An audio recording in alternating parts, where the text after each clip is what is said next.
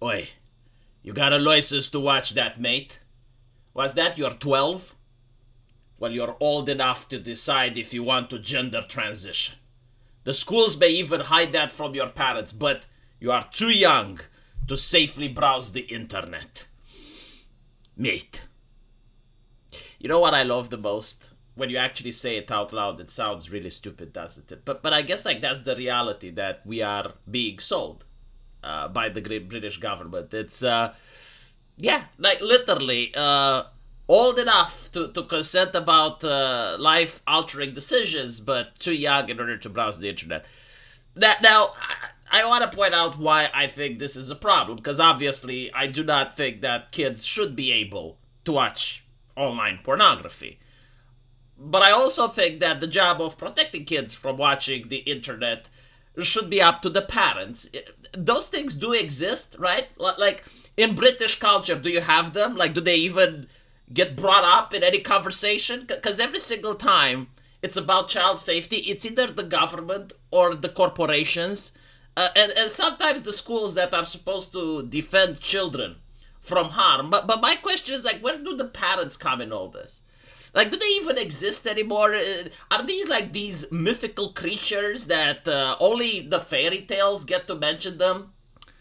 Why am I upset about this? You know, like the thing that actually upsets me is that most people do not even understand the harm of just entertaining this conversation. You see, every 2 years or so, the United Kingdom always tries to end online privacy through various laws. And they usually try to say that it's for the safety of children in order to do it. Usually these laws get repealed, they get pushed back, but every 2 years or so they keep trying to pull them again and again and again. And it will only take one of these laws to pass. And then the end of online privacy as you know it is going to appear in a country where, again, hate speech can be jokes.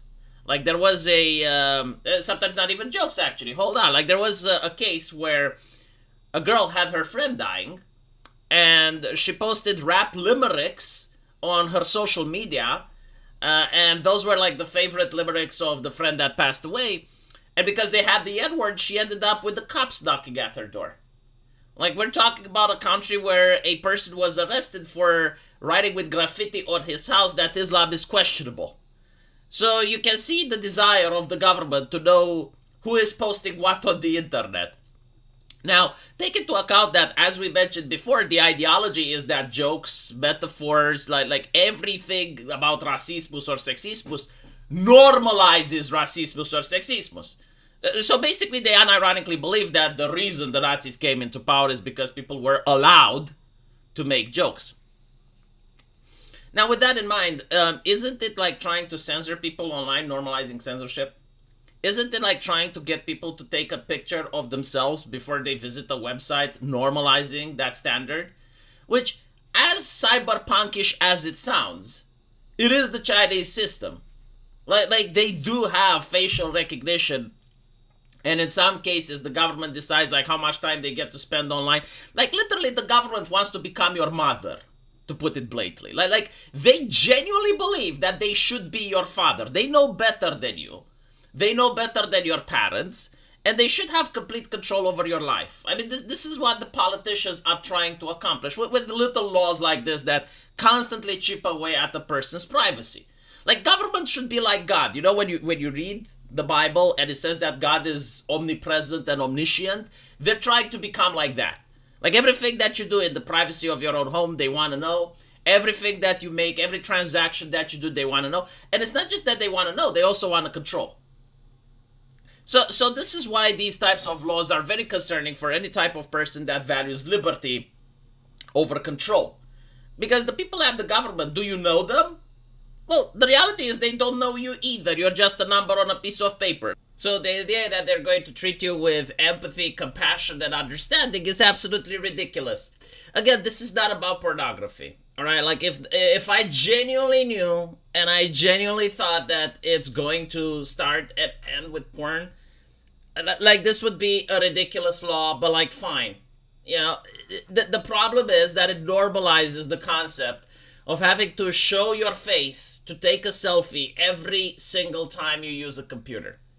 And that is very dangerous to our democracy, unironically though. And think about it, right? Like, even if this was the case, like, let's say it would only apply to porn. Well, you'd have to use face scan every single time you go on Twitter, because Twitter allows not safe for work. You would have to use a face scan every single time you go on Discord, because Discord allows for not safe for work. In fact, it could be expanded that every single time you use any type of social media that allows direct communication between people, that you'd have to do a face scan as well. Because when you go on Discord, even if you go on a server that is safe for work, you may have like people there that are sharing files or that are sharing pictures. Some of them may be icky. So I genuinely think that this is not about protecting children online. I think it never was. I think it's trying to move closer to what the Chinese are having. And you can look at the problem and the human rights violation that the Chinese government is already doing with this system. You know, attaching it to a social credit score. And if your social credit score is too small, then you can't have access to society the same as other people.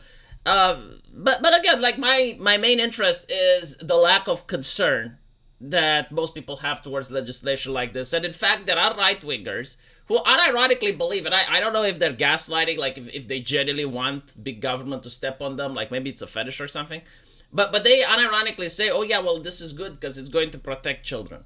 And I just have to wonder, like, did they have no childhood? Were they not children at one point in their life? Did they skip that part? Or maybe, like, things are very different in your country than they were in Romania. Because when I grew up, and I think I was at the age of 14 or so, there were like these very dangerous movies at the time. There were the slasher films. Like, America was making all of the, you know, gory movies with Jason Voorhees and Jeepers Creepers, Scream. Like, there were a lot of horror movies that weren't recommended for children. And at the time, they didn't skip on the special effects. Like there was actually a lot of blood and stuff. But anyway, right? Children like me weren't supposed to watch these movies. And guess what? Like, we still managed to find ways in order to watch them.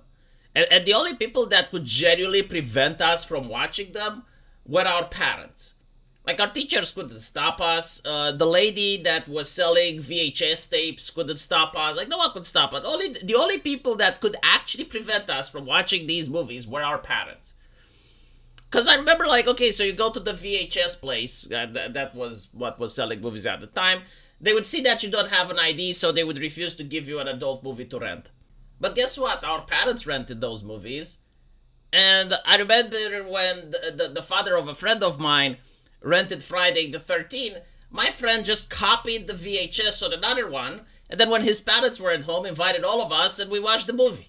Oh my fucking god, yeah, oh Dios mío. Not to mention that there was actually a black market for this shit. Like, there was an older brother which could go and rent VHS tapes, and then he was selling it to the other kids on the block.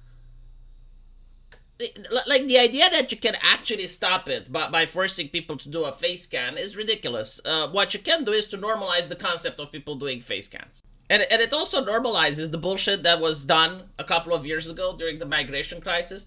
Like, if you guys remember, especially in Sweden, this was a problem, where you had migrants claiming to be underage, even though they were obviously over the age of 30. And you had, like, leftist politicians saying, well, no, they just age faster because they're coming from a place of war. And war ages people faster. And I'm like, dude, they have receding hairline. Like, what are you talking about? So I suppose this technology didn't exist back then, right? Where apparently you can use facial age estimation in order to tell if someone is of age or not, right? Like, you couldn't do that back then. Very interesting, very omoshiroi.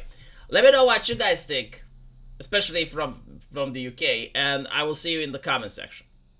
Take care.